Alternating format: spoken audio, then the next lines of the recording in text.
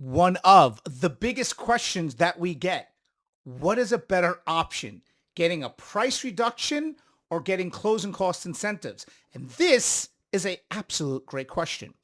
I'm going to tell you my personal opinion, but there are two answers. Answer A is upfront money will always be better. So let's say you're buying a $400,000 house and you have two options, and there's only two options, okay? Option A is the seller will give you that house for $400,000, but you will get your closing costs because you're given full price. So let me rephrase that. You have to pay full price at $400,000, but you're going to get 3% towards closing costs, which is $12,000 towards your closing costs, which means $12,000 money less that you have to come out of pocket. We're not talking about your down payment. We're talking about your closing cost, which goes to nothing, right? So instead of taking $12,000 out of your bank account, you're actually saving it, putting it back there. So what's the pro to that? Well, you have money in savings. You can put it towards the house if things need to be done. You could put it towards stocks or investments. You can leave it there for a rainy day. You can take your family on vacation. Whatever the case may be, you have it saved there. So now person, over here will go, well, you have to pay more money a month if the comparison is a better price reduction. You're right, but let's talk about it.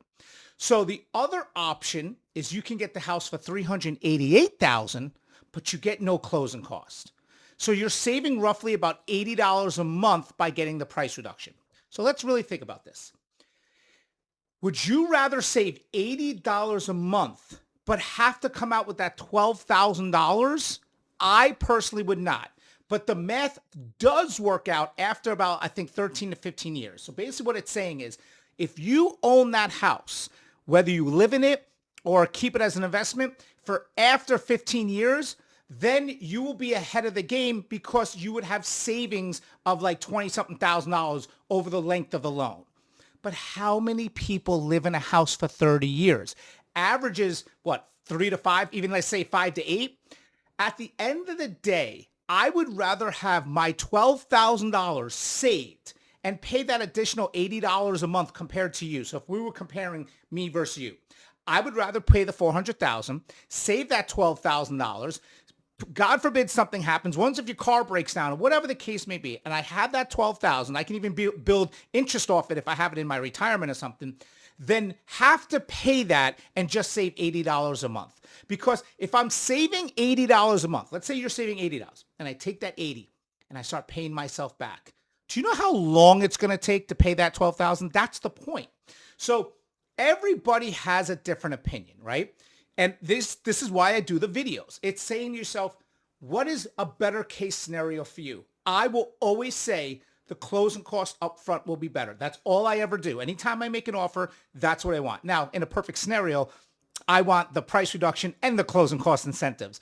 But if I only had to pick one, then I'm giving you the $400,000 and I want my $12,000 towards closing costs. I'm not going to think about after 15 years. I'm thinking about now. If something happens, if I need that money, whatever the case may be, the $80 is not a big deal at the end of the day. What is your opinion on this? What do you think? This is why I do the videos, for your opinion, for you tell me. I love to hear opinions. I love to hear comments. I love to hear texts and emails and whatever the case may be. More videos to come, more topics like this. I hope you love these videos. Talk to you soon.